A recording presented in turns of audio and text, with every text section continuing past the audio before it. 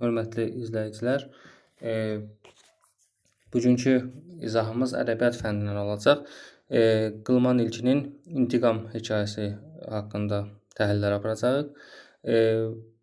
Videomuza başlamamışdan əvvəl bir neçə xahişim var. Videomuzu bəyənməyi, kanalımıza abunə olmağı və paylaşmağı unutmayaq ki, başqaları da yararlana bilsinlər və rəy yazmağı da unutmamağınızı xahiş edirəm.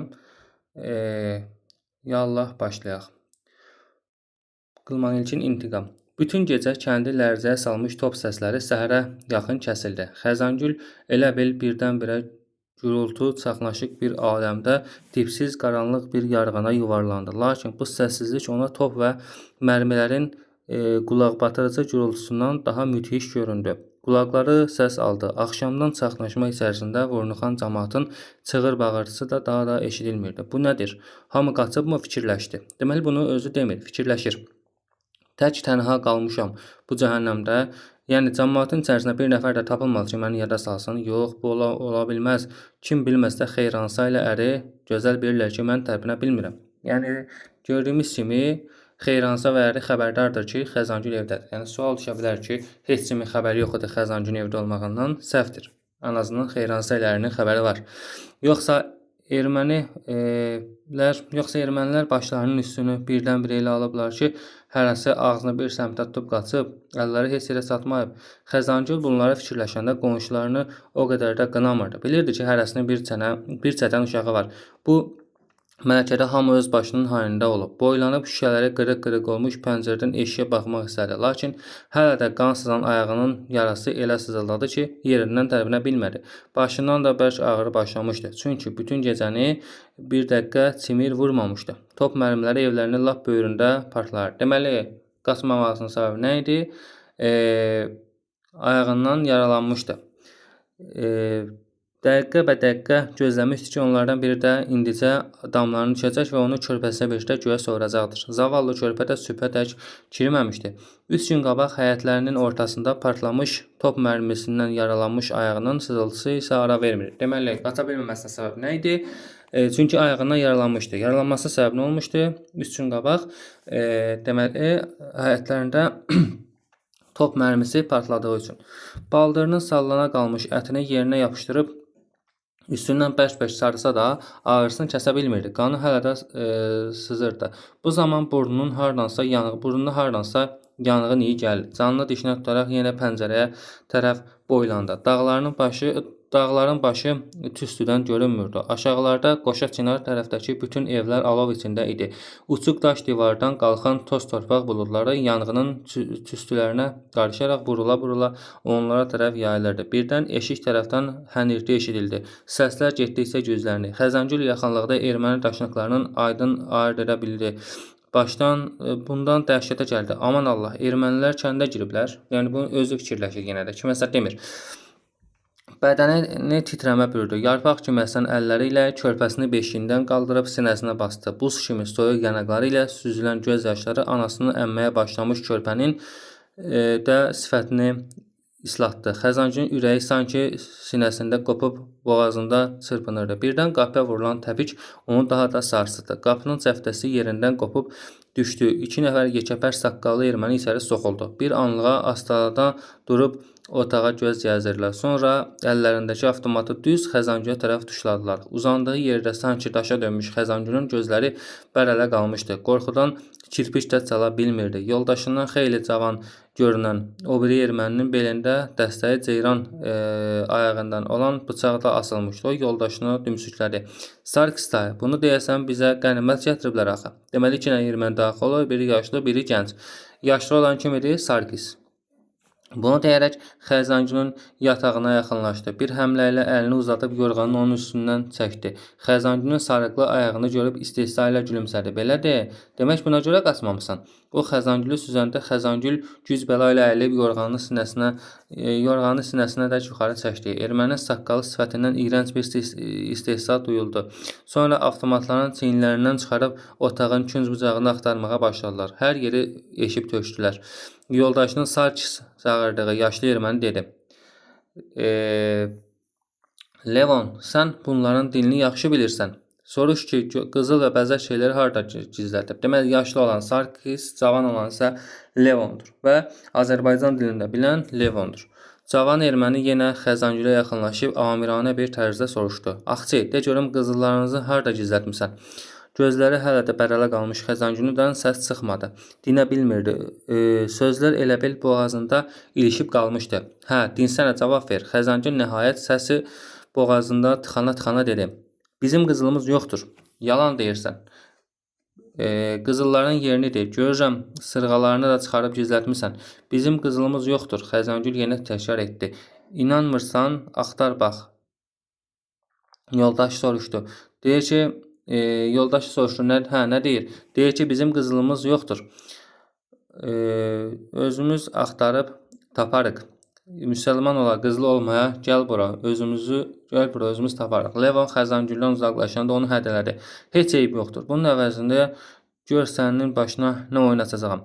Onlar yenə də otağı eşələməyə başladı. Bütün boğça bağlamalar açılıb evin içərisinə səpələndi. Əllərinə qiymətli bir şey keçməyəndə burunlarının altında ev sahibinin ünvanına söyüş yağdırdılar. Quldurların hündürdən danışmalarından körpə ağlamağa başladı. Anası onu hər vasitə ilə sakitləşdirməyə çalışırdı. Ermənilər otaqda bir şey tapmadıqda aynabəndə çıxdılar. Birazdan sonra orada sındırılan qab-qacaq səsindən körpə daha da vahimələnib səsini ucaltdı. Oradan cavan erməninin, yəni Levonun səsi eşidildi. Axçı, ay it qızı, onun səsini kəsə bilmirsən, bacarmırsansa bu saat gəlib bir güllə ilə susturaram. Bu sözlərdən sonra otaq Xəzəngülün başına hərləndi. Ona elə gəldi ki, quldur indicə içəri keçəcək, balasını qanına qəltan edəcəkdir. Əlləri əsasla körpəsinin ağzını yumdu. Balası isə nəfəsi darıxdığından ayaqlarını çırparaq ağlamağında davam edirdi. Bayırdakı yanğının isti nəfəsi içəri dolub onların nəfəsini tıxayırdı. Görünürdü ki, yanğın onlara lap yaxınlaşıb. Xəzəngül başa düşdü ki, yanan onlarla qapı bir qonşu olan Səfər kişinin 2 mərtəbəli mülküdür. Deməli, yanan tümüdür, Səfər kişinin də evi yanır. Əsərdə daha bir iştirak etməyən obraz, adı çəkilib iştirak etməyən obraz Səfər kişidir. Əvvəldə Xeyransa və yoldaşı idi. Görünür ki, fikirləşdi, bizi də ev qarışıq yandırmaq niyyətindədir. Ancaq bununla belə özünə təskinlik verdi ki, ermənilər tez evdən çıxıb getsələr, bir təhər sürünüb körpəsilə birlikdə eşiyə çıxa bilər. Quldurlar aynabəndi axtarandan sonra təkrar otağa qayıtdılar. Otağa yenə ələk-vələk elədilər. Bir yerdə qalmadı ki, burunlarını soxmamış olsunlar. Birdən gözləri üstünə köhnə palaz parçası salınmış oturacağa sataşdı. Bu əslində köhnə bir sandıqdır. Əri Cahangir Gədəbəyə vuruşmağa getməmişdən qabaq ondan oturacaq kimi istifadə edir. Deməli, Xəzəngülün də əri var. Əri də kimdir? Cahangir. Cahangir də deməli əsərdə adı çəkilib, özü iştirak etməyən obrazdır. Bəs hardaydı Cahangir? Gədəbəyə vuruşmağa getmişdi. Belə baxanda heç kəs deməzdi ki, köhnə palaz parçasının altında kətil sandıqdır. Xəzəngül bütün paltarını onun içində saxlayırdı. Orada elə paltar vardı ki, heç qatı açılmamışdı. Bir dəfə də olsun əyninə geyinməmişdi. Yaşlı erməni oturacaqdan şübhələnib yaxınlaşdı. Köhnə palaz parçasını çəkib yerə saldı. Onun altındakı sandığı görüb sevincək qapağını qaldırdı. Sandığın içindəkiləri görəndə gözləri bərabərlə qaldı. Levon, buraya gəl, xəzinə tapmışam. Deməli, tavan kim idi o sandığı? Yaşlı, yəni Sarkisidir. Levon, buraya gəl, xəzinə tapmışam. Sandıqdakı paltarları birlikdə çıxarıb otağın içərisinə səpələdilər. Cavan erməni üzünü Xəzəngülə tərəf çevirib dedi. Ay it qızı, belə paltarı olanın qızılı olmaz. Deməli, deyən kimdir bunu? Yəni cavan, yəni ki Levondur. Deyir ki, ay it qızı, belə paltarı olanın qızılı olmaz. Sənin dərini soyacağam. Qızıllarının yerini deməsən. Yaşlı erməni dinmədən tələsik yerə səpələnmiş paltarı, Xəzəngülün qatı açılmamış donlarını, baş yaylıqlarını kisəyə doldurdu. Bayırda maşın səsi eşidilən kimi kisəni dalına atıb çıxdı. Cavan erməni isə hələ də axtarırdı. Avtomatın qundağı ilə divarları döşəmənin taxtalarını döyəcləyirdi. Sonra yaxınlaşıb Xəzəngülün başı üstündə ağac kimi bitdi.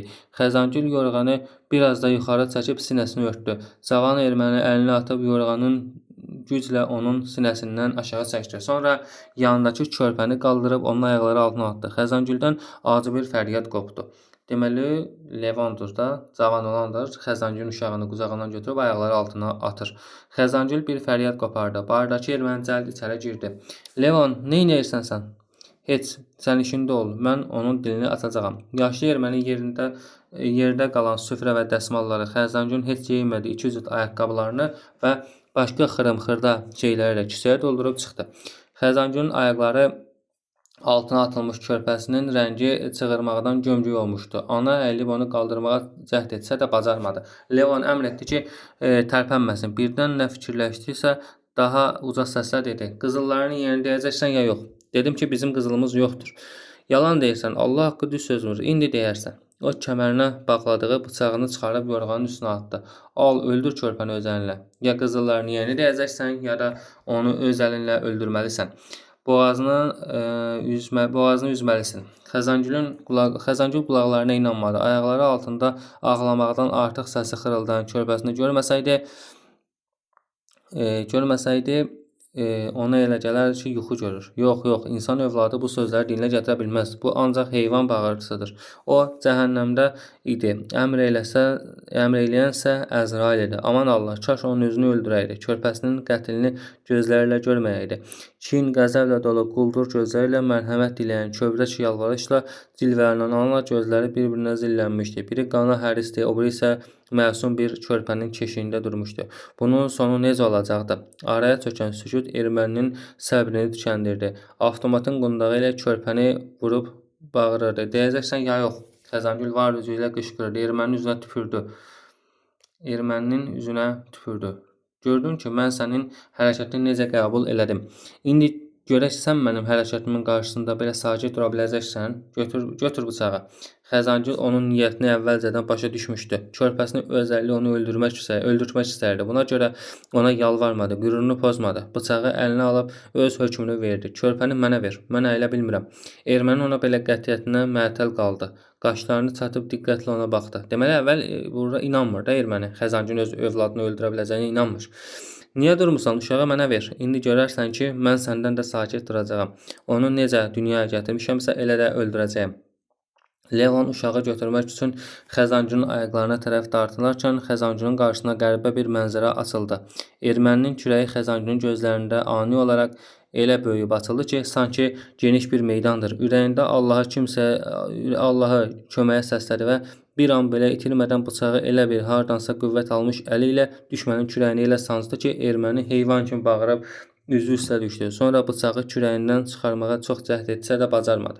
Kürəyindən qan fəvvarə vururdu. Axırda üzü üstə düşüb hərəkətsiz qaldı. Bıçaq düz ürəyinə sancılmışdı. Xəzangül donub qalmışdı. İnana bilmir ki, bu işi o tutub. Belə bir gücü o hardan ala bildi? Birazdan yaşlı erməni yüyürə-yüyürə içəri girdi. Levon, nə olub soruşdu. Deməli, yaşlı erməni girib Levonu çağırır. Levon, ölən deməli Levondur. Levonun kürəyinə sancılmış bıçaqla üzü üstə düşdüyünü görüb bir anlığa özünü itirdi.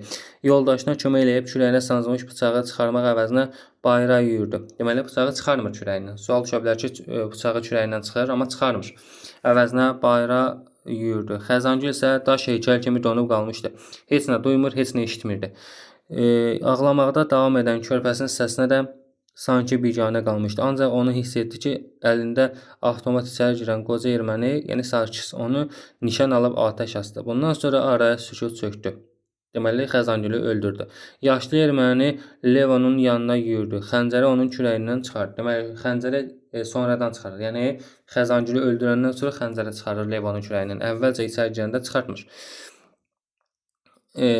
Bütün üst başı qana bulaşdı. Sonra Levon nə qədər çağırırsa ondan cavab çıxmadı. Ayağa qalxıb papağını çıxardı və xaç vurdu. Bir an keçmədi ki, ikinci bir güllə də açıldı.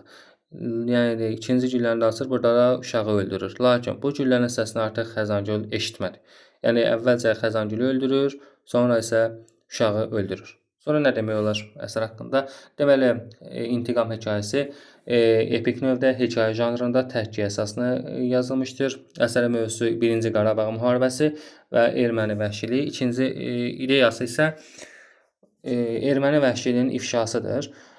Başqa nə demək olar? Hekayədə Qarabağ müharibəsinin ağır günlərindən biri təsvir olunmuşdur. Körpəsi ilə beşdə amansız düşmənlə üzbəüz qalan yaralı Azərbaycan qadının hiss və düşüncələri çatdırılmışdır. Xəzangül azğın düşmənin istəyinə puça çıxarması, övladı taleyi ilə sınanması ilə Kitab Dədə Qorqud dastanında ki, yəni Qazan xanın həyat yoldaşı olan Burla xatunu xatırladır. Hekayə təsvir olunanlar həyat həqiqətləri ilə səsləşir. Körpəsi ilə beşdə amansız düşmən, xüsusən də erməni yaralısının cəngindən keçən yaralı ana heç bir çıxış yolu tapa bilmir. Sonra yaralı ana erməni yaralısını öldürməklə qətlə yetirən minlərlə Azərbaycanlının intiqamını almış olur. Hekayədə oxuculara belə bir fikir çatdırılır ki, soydaşlarımızın qanı yerdə qalmayacaq, şükür Allah'a ki qalmadı. Düşmən layiq olduğu cəzanı gec-tez alacaq və aldı da. Gördüyümüz kimi alınmışdır. Levon Gənc həm də Azərbaycan dilini bilən obrazıdır. Sonra başqasına quyu qazan özü düşər atalar sözü Levonun xarakterlə uzlaşa bilər. Levon həm də Sarkis ermənilərin tipik nümayəndələridir. Yəni əsl erməni obrazlarını xatırladırlar. Hər ikisi rəhimsiz obrazdır. Xəzangül körpəsini öldürəcəyini desə də, yəni o cavan erməni, yəni Levon buna inanmır. Cahangir də Xəzangülün həyat yoldaşı idi və Gədəbəyə vuruşmağa getmişdi. Xəzangülün də qaça bilməməsinin səbəbi nə idi? Çünki həyətlərində 3 gün əvvəl həyətlərində top mərmisi partlamış və ayağından yaralanmışdı. Onun üçün qaça bilmirdi. Sonra nə demək olar əsər haqqında?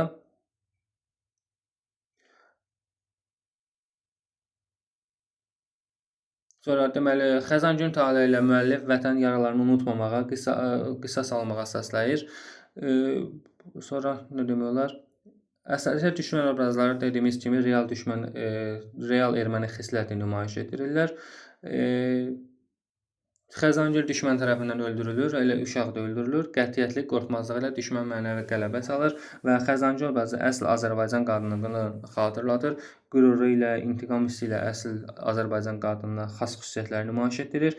Azərbaycan qadını hiss və düşüncənin bütövlükdə mənəvi aləmi, xarakterindəki baş cəhətləri bədii boyalarla əks etdirilmişdir.